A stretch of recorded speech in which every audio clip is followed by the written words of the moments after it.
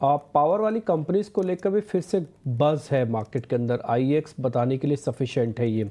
कल करीब 6% ऊपर गया, बिल्डअप भी ठीक था। मयूरेश सर, ये पावर सेक्टर पे आपका टेक क्या है, और एक ऐसी कंपनी जहां पर आप आज भी बाय बोलेंगे?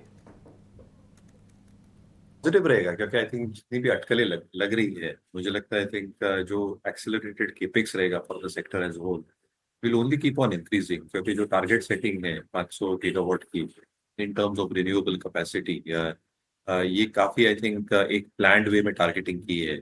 और इसमें द बेस्ट पार्ट इज जो पूरी इकोसिस्टम है। अगर आप ट्रांसमिशन लाइंस की बात करें as an example, there is expectation कि almost 1.5 lakh circuit kilometres add होंगे अगले 5 से 6 वर्षों में।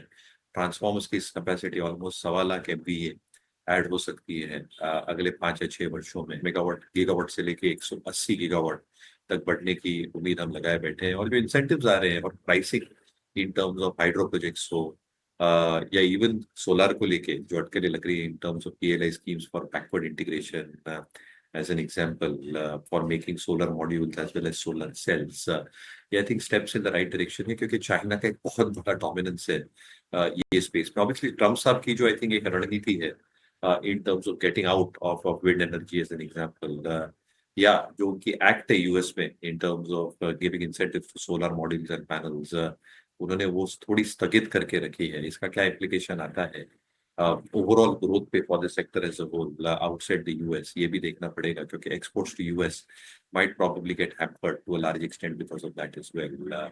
And you know a couple of companies which probably might get impacted. जो financiers है, क्योंकि ये सारी चीजें लोकली करनी है, डोमेस्टिकली इम्प्रूव करनी है, लगभग 2 लाख से 2.25 लाख करोड़ के आसपास की इन्वेस्टमेंट्स लगेगी। तो लगता है कि पूरी इकोसिस्टम प्रॉब्ली इन प्ले है। ऑब्वियसली जो करेक्शंस अब देख रहे हैं, स्टॉक्स काफी स्टॉक्स NTPC हो, PFC हो, REC हो, टाटा पावर हो एज एन एग्जाम्पल, ये सारे स्टॉक्स एक्सपोनेंशियली ग्रो हुए थे इन टर्म्स ऑफ प्राइस एक्शन, और कहीं ना कहीं थोड़ी आई थिंक डी रेटिंग हो रही है फॉरवर्ड मल्टीपल्स को लेके। तो सेक्टर काफी अच्छी तरह से पॉइज्ड है। पर अभी आई थिंक मैं जल्दबाजी नहीं करूंगा, थोड़ा और अगर इसमें करेक्शन मिले तो वैल्यूएशन थोड़े अट्रैक्टिव हो सकते हैं। NTPC, टाटा पावर शायद रडार पे है, but you have to probably expect ये स्टॉक्स को थोड़ा नीचे एक अच्छा बेस बनाना पड़ेगा as we see it in market. Point taken, थोड़ा वेट एंड वॉच करेंगे, लेकिन आप ये कह रहे हैं कि सेक्टर ठीक है।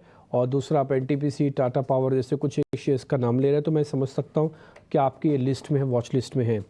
मैं आगे बढ़ता हूँ, एक दो शेयर जरा और चेक करवा लेते हैं कुणाल परार से। कुणाल परार, पेटीएम की कल की क्लोजिंग 800 रुपये की है।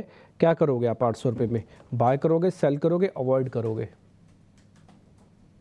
वेल, पेटीएम की बात करें तो डिम्पी जी मैं यहाँ पे खरीदारी करके ही चलूंगा। डेली चार्ट की अगर हम बात करें तो बुलिश एंगल्फिंग कैंडलस्टिक्स कल के दिन में बनी है, हैमर भी बना था एंड उसके बेस पे अच्छी खासी मोमेंटम भी बनी। उतना ही नहीं, कल के दिन में जो सपोर्ट लिया हुआ है 765 के अराउंड का, पिछले लगातार 3 दिनों से सपोर्ट ले रहा है, और ये पहले एक रेजिस्टेंस था, वो अभी एक अच्छा खासा सपोर्ट बन गया। तो मल्टीपल ऐसे पॉइंट है जिसके बेस पे लग रहा है कि पेटीएम यहाँ से खरीदारी करके चलने की सलाह बन रही है।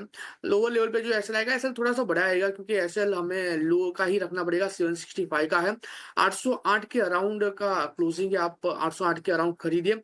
एसएल अपना 765 का है। टारगेट की बात कर लेते हैं, 840 का पहला टारगेट है, जो पहले भी एज ए रेजिस्टेंस काउंटर ने फेस किया था। 840 के बाद ये काउंटर आपको वन वे रैली में 900 तक के भी लेवल दिखा सकता है। तो रिस्क रोड काफी फेवरेबल है, खरीदारी करके चलने की सलाह रहेगी 765 के एसएल के साथ।